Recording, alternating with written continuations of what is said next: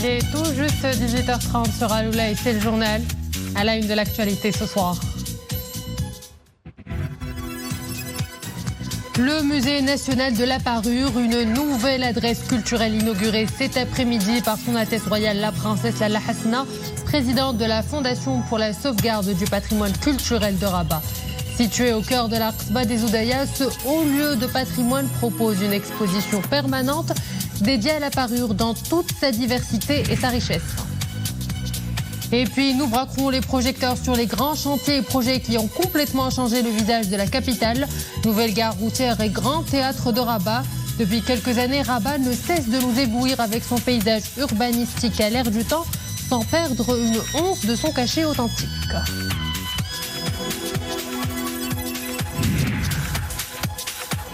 Également au programme de cette édition, une rencontre avec la soprano Samira Kadiri. Nous plongerons dans l'intimité de l'artiste qui vient de sortir son dernier album Indifa Impulsion, une ode à l'amour et au brassage culturel. Des envolées lyriques en hommage à la mémoire arabo-andalouse à écouter en fin de journal. Bonsoir à tous. Son Altesse Royale la Princesse Lalla Hasna, présidente de la Fondation pour la sauvegarde du patrimoine culturel de Rabat, a inauguré cet après-midi le Musée national de la parure, une nouvelle adresse de culture située au cœur de l'Aqsba des Oudaya de Rabat, un bâtiment fraîchement rénové. Les visiteurs pourront y découvrir notamment la nouvelle scénographie d'une exposition permanente dédiée à la parure. La Albin Hiri, Fouad Al-Harash, Latifa Ben Halima, Youssef Mziani et le commentaire de Mariam Missi. C'est au pied des remparts de la Qasba des Oudaya, en plein cœur de son jardin andalou, qu'il prend ses quartiers. Le Musée national de la parure. Aujourd'hui, il rouvre ses portes après un vaste chantier de rénovation. Fidèle à son esprit patrimonial, le musée met à l'honneur l'art de la parure marocaine dans toute sa splendeur. Son Altesse Royale, la Princesse Lalla Hasna, présidente de la Fondation pour la sauvegarde du patrimoine culturel de Rabat, a inauguré cet après-midi cet autre haut lieu du patrimoine marocain. C'est un honneur d'abord d'avoir son Altesse Royale, la Princesse Lalla Hasna, qui vient inaugurer un espace de rêve, un espace exceptionnel qui vient enrichir le Maroc, qui vient enrichir la palette des musées. Et tout cela grâce à la clairvoyance de Sa Majesté le Roi. Allah Yinsro. Parce que ce musée, dont Sa Majesté a eu l'immense générosité de partager sa collection personnelle avec tous les Marocains et tous les visiteurs de ce musée. C'est un musée de la parure, c'est un musée qui va donner à rêver. Pour découvrir ce musée, un parcours muséographique réparti en 5 sections indépendantes a été tracé. Son Altesse Royale en a visité les différentes salles que compte cet édifice. Il s'agit de la salle L'évolution historique de la parure et la chaîne opératoire de fabrication, la salle L'histoire du costume marocain, la salle La parure masculine et harnachement, la salle La parure amazir et la salle Les spécificités régionales des principaux centres de production du bijou urbain. L'exposition permanente vient étoffer le paysage muséal de la capitale, patrimoine mondial de l'UNESCO. Sa scénographie est développée en 5 espaces. Chacun raconte l'histoire de la bijouterie et du costume marocain. Le visiteur pourra admirer les spécificités des parures masculines et féminines ou encore les variétés des bijoux urbains et ruraux. Son Altesse Royale, la Princesse Lalla Hasna, a par la suite visité la salle d'exposition temporaire du musée où sont exposées les œuvres de 3 grands couturiers marocains, Tami Tazi, Zohor Raïs et Albert Waknin. Je suis arrivé avec des cafetans traditionnels, des cafetans d'histoire, mais le plus important, c'est de voir quel est le résultat que nous avons atteint aujourd'hui, que nous utilisons les mêmes artisans, les mêmes techniques ancestrales et le même patrimoine. Donc ce qui est très qui m'honore d'être présent là, c'est parce que j'ai perpétré un peu la tradition sur le caftan marocain avec la modernité et la tradition. Au terme de cette cérémonie, le président de la Fondation nationale des musées, Mehdi Qutbi, a remis à son Altesse royale le livre des 10 ans de la Fondation.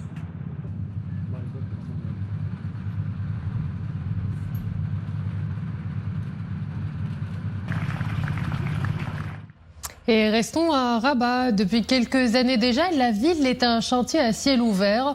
De nombreux projets structurants y voient le jour. D'autres sont toujours en cours, tel le Grand Théâtre de Rabat. Des constructions de toute beauté qui changent le paysage urbanistique de la capitale tout en préservant son cachet authentique. L'histoire de la métamorphose de Rabat, ville lumière, capitale marocaine de la culture, nous est racontée par Nisrine Aouzdar.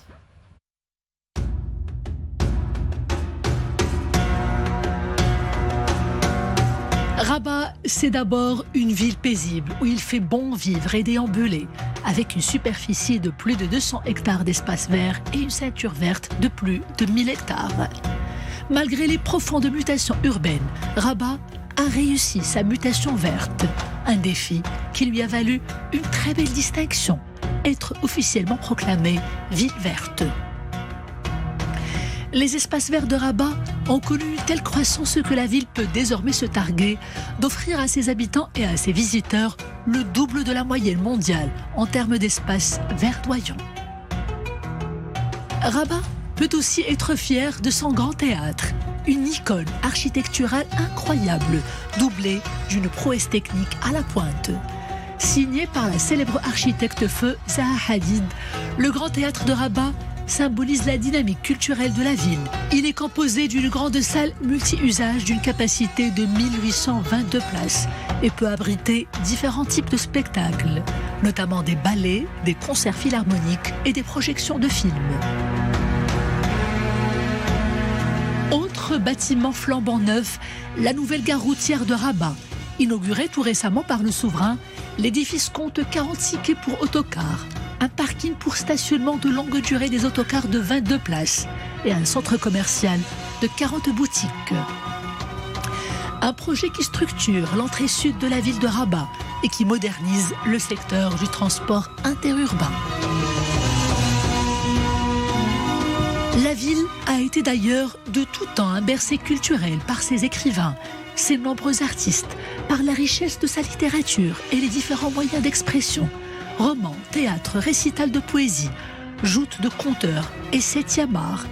Pour capitaliser sur ce legs, tout un plan quinquennal a été décliné à travers le programme Rabat, ville lumière, capitale marocaine de la culture. L'idée est de valoriser le patrimoine culturel et civilisationnel de la ville avec des programmations populaires. Un programme qui fait rayonner la capitale au-delà des frontières, au même titre que les grandes métropoles culturelles. Rabat offre également plusieurs sites qui racontent 1001 histoires et qui défient le temps, comme la Casbah des Oudaya, classée patrimoine mondial de l'UNESCO. On y trouve notamment l'un des premiers palais bâtis par la dynastie des Alaouites. La Casbah des Oudaya propose également à ses visiteurs un moment de détente et de dépaysement, un lieu magique dont le charme n'a pas perdu une ride.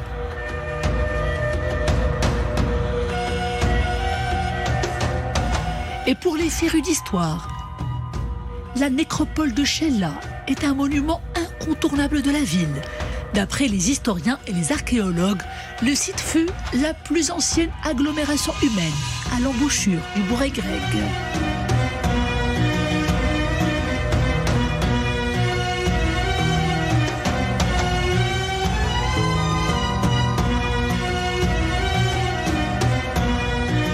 Rabat, c'est tout cela à la fois, et même plus. Une histoire d'une ville millénaire qui se transforme au gré de son ambition qui n'a pas de limite. Elle se veut une grande capitale dans l'air de son temps, sans perdre une once de son authenticité singulière.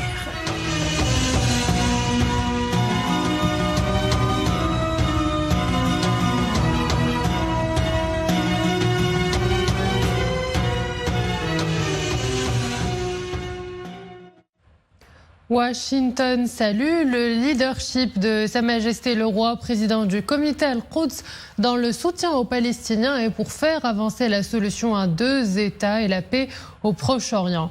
Le porte-parole du département d'État américain Ned Price a indiqué, je cite, « Le Maroc a une relation unique avec les Palestiniens, bien sûr. Sa Majesté le Roi Mohammed VI est le président du comité Al-Quds issu de l'Organisation de la coopération islamique et nous apprécions le rôle du Maroc dans l'aide à l'assistance au peuple palestinien et dans le soutien à la solution à 2 États. » Évoquant la reprise des relations entre le Maroc et Israël, le responsable américain a qualifié le royaume de leader, soulignant que les liens entre les 2 pays ont créé de réels avantages et de nouvelles opportunités de paix et de prospérité.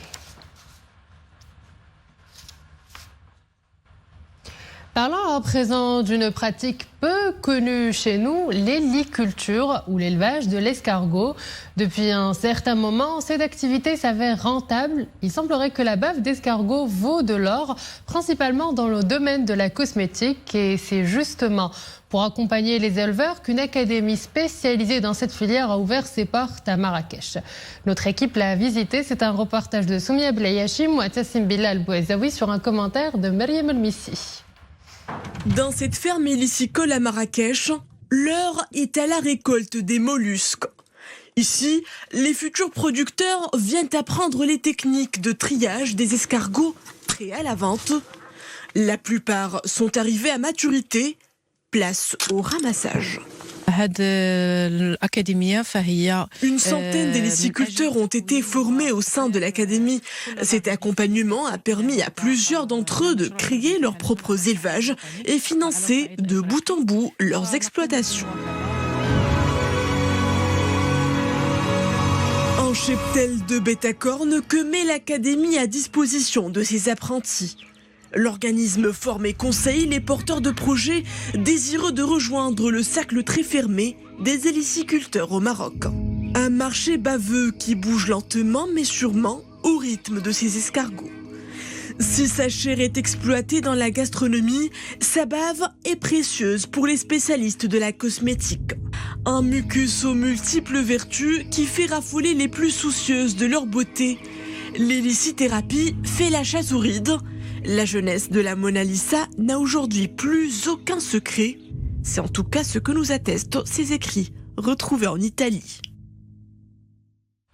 La terre a tremblé à 2 reprises aujourd'hui à Al-Husayma. Une secousse tellurique de magnitude 5,3 degrés sur l'échelle de Richter y a été enregistrée ce matin. La première secousse dont l'épicentre est situé dans la commune de Nekor s'est produite à 9h12. La réplique de magnitude 4,4 degrés sur l'échelle de Richter a été enregistrée à 14h28, toujours dans la commune de Nekor. C'est ce que précise le réseau national de surveillance et d'alerte sismique. C'est l'activité favorite de beaucoup de personnes. Chaque samedi ou dimanche, le jogging. Et quoi de mieux que la forêt pour respirer un bon coup, se divertir ou pour s'entraîner. Pour la nouvelle année, chacun ses résolutions et surtout son rythme. C'est un reportage à Rabat de Nourdine Saber à Bir el-Mellouki avec Zakaria Moukin Billah. La forêt urbaine Ibn Sina de Rabat. Ce matin, les allées piétonnes sont investies par des groupes de joggeurs. En individuel ou entre amis, les visiteurs profitent de ce cadre agréable pour s'adonner à l'activité physique. Course, marche ou mouvement, chacun y va à son rythme. Juste à côté, j'habite. Je fais de la marche de temps en temps car j'habite à côté. J'espère en faire une activité régulière, surtout avec le début de la nouvelle année. Le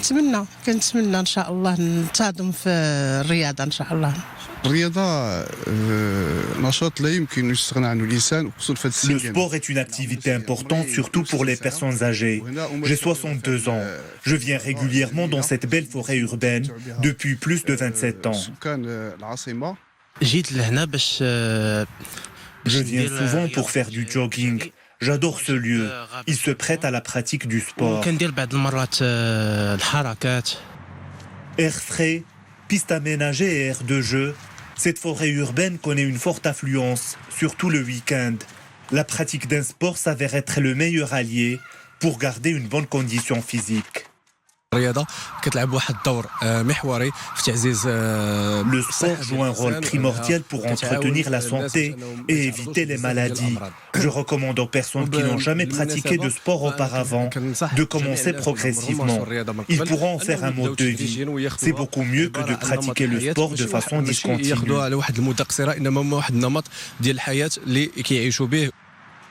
Et avec la nouvelle année qui commence, quoi de mieux que de prendre la résolution de pratiquer une activité physique régulière?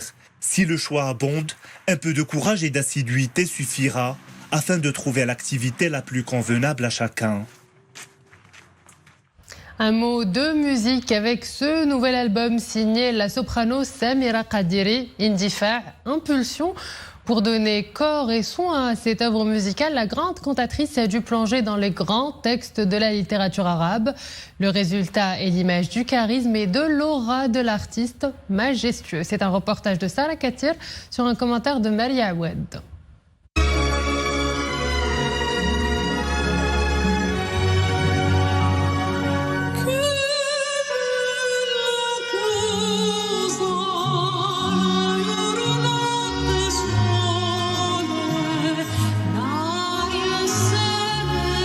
Sa voix est envoûtante, puissante et lyrique, comme venue d'un autre monde. Soprano de renommée internationale, Samira Kadiri est une virtuose de la note. Reconnaissable entre toutes, son timbre de voix qu'elle ondule comme les cordes d'un violoncelle, chante l'amour et la mémoire arabo-andalouse.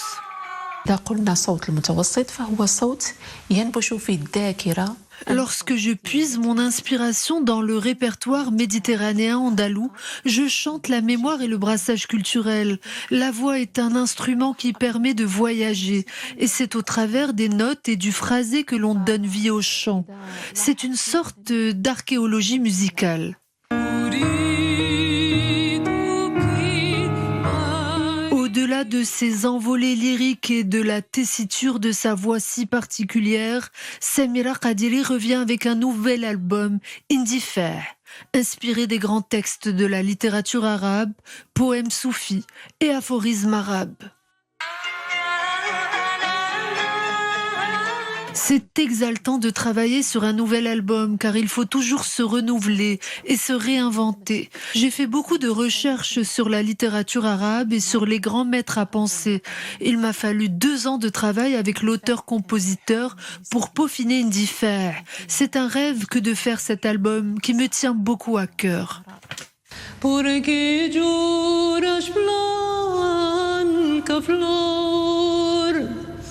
Joro por boshka vayeron kei bosh bashime deshash kei bosh edash revash. Ambassadrice de la voix du monde arabe, la divine cantatrice Samira Kadiri puise son inspiration dans les musiques du monde, notamment le rarnati, le fado et le flamenco, comme une Carmen altière ou encore une Maria Callas, éternelle.